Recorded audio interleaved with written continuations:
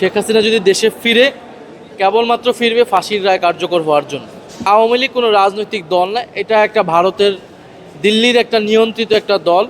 আমি মনে করি না এটা তেমন গুরুত্বপূর্ণ কিছু। এইটা মূলত এটা একটা প্রোপাগান্ডার অংশ।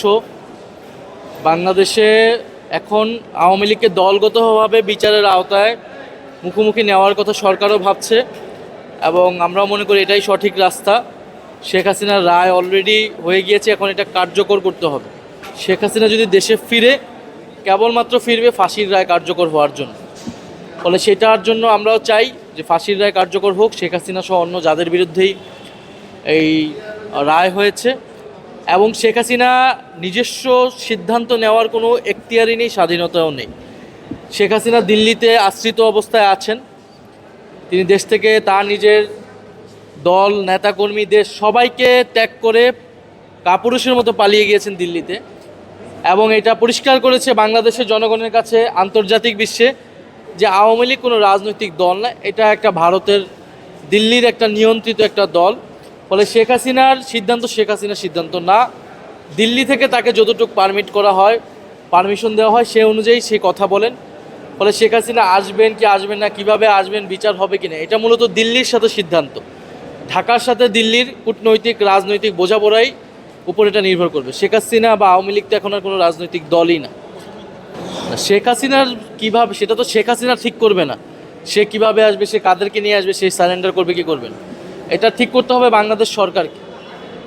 এবং বাংলাদেশ সরকার এটা কথা বলবে দিল্লির সাথে, এখানে আর কোনো পক্ষ নাই। ফলে এটা সরকার ঠিক করবে তাকে কখন আনবে, কিভাবে আনবে, এবং কিভাবে বিচারের রায় কার্যকর করবে, এবং সকল প্রস্তুতি নিয়েই তাকে আনতে হবে। না, আমাদের কাছে তো সন্তোষজনক মনে হয় নাই। হাসানুল হক ইনুর রায় বিচার ব্যবস্থা এবং ট্রাইব্যুনালকে প্রশ্নবিদ্ধ করেছে, এবং সরকারের কোনো প্রতিক্রিয়াও আমরা সেটা পাই নাই। সরকার তো একটা রাজনৈতিক দলও, সেই দলের জায়গা থেকেও কিন্তু আমরা কোনো প্রতিক্রিয়া পাই নাই। ফলে আমরা তো এটা সন্তোষজনক নয়। তবে যেটা কোনো ধরনের অস্থিতিশীলতা এবং শেখ হাসিনাকে কেন্দ্র বা আওয়ামী লীগকে কেন্দ্র করে রাজনৈতিক পরিস্থিতি উত্তপ্ত করার যদি কোনো ধরনের পায়তারা প্রচেষ্টা হয়, সরকার যদি সেটাকে প্রশ্রয় দেয়, এটা সবচেয়ে বেশি ক্ষতির সম্মুখীন সরকারই হবে। বাংলাদেশের আপামর জনগণ, জুলাই বিপ্লবে অংশগ্রহণকারী সকল পক্ষই, 30,000 আহত, 1400 শহীদ পরিবার, আমরা সকলেই প্রস্তুত আছি।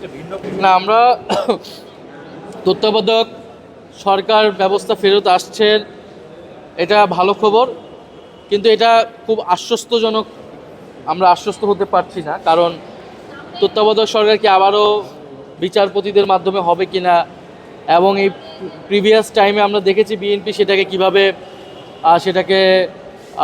কলুষিত করেছে এই ব্যবস্থাকে নিজেই, এবং 111-এর দিকে গিয়েছে। ফলে ঐক্যমত কমিশনে কিন্তু আমাদের সুস্পষ্ট প্রস্তাবনা আছে সেখানে, যে কীভাবে র্যাঙ্কিং সিস্টেম আমরা প্রস্তাবনা দিয়েছি। তখন কথা হয়েছিল যে সংসদে আলোচনা হয়ে ঠিক হবে।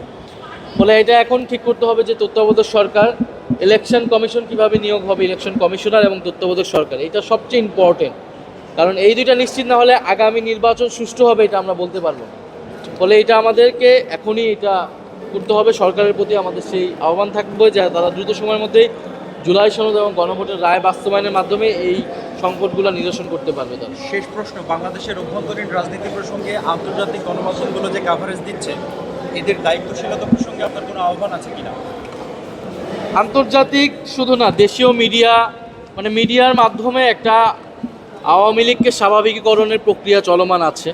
আপনি দেখবেন কিছু ইন্টারভিউ, কিছু নিউজ এমনভাবেই করা হচ্ছে যাতে আওয়ামী লীগ রাজনীতি করতে পারবে কি পারবে না, এরকম একটা, এটা প্রচুর টাকা ওদের সাথে, যেহেতু প্রচুর কালো টাকা আছে, ওরা আন্তর্জাতিকভাবে দেশে কালো টাকা তারা লবি করতেছে, এবং সেটার মাধ্যমে এই ধরনের কিছু তারা নিউজ, সাক্ষাৎকার এটা করার চেষ্টা করছে। এবং শেখ হাসিনা আসলে সাক্ষাৎকার দেওয়ার এখতিয়ারই রাখে না। এটা আমাদের ভারতীয় দূতাবাসকে, দিল্লিকে এটা কঠোরভাবে বাংলাদেশ সরকারের বার্তা দেওয়া উচিত। শেখ হাসিনা দিল্লিতে বসে থাকা অবস্থায় ফাঁসির রায়ে দণ্ডিত একজন আসামি, তিনি কোনো ধরনের ইন্টারভিউ বা কর্মসূচি ঘোষণা এটা করতে পারে না। এটা দেশের অস্থিতিশীলতা তৈরি করছে, দেশের শান্তি শৃঙ্খলা, স্বাধীনতা, সার্বভৌমত্বের বিরুদ্ধে তারা কাজ করছে। এটা কূটনৈতিকভাবে বাংলাদেশ সরকারের এটা আসলে দিল্লির সাথে কথা বলা উচিত।